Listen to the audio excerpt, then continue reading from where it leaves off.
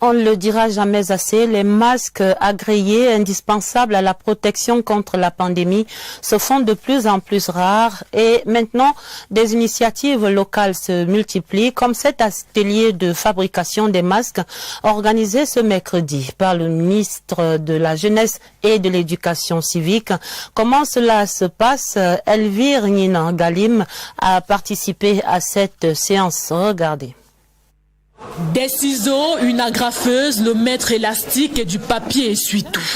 Des objets du quotidien qui, en ce temps de crise sanitaire, dévoilent une autre utilité. L'équipement nécessaire, tout ce qu'il a de plus simple pour des masques de protection fait maison. Pour un processus de fabrication assez pratique en peu de temps. Vous pliez 5 fois, vous ressortez, vous pliez les 2 bords, vous rabattez, vous mettez l'élastique, vous agrafez. Et c'est terminé. L'activité entre dans la mouvance de la riposte contre la pandémie coronavirus. Une contre-attaque nécessaire dans cet apprentissage de fabrication des masques. Nous n'aurons pu aller acheter des masques ailleurs parce qu'avec le matériel qu'on a réuni là, nous pouvons nous-mêmes fabriquer ces masques à la maison.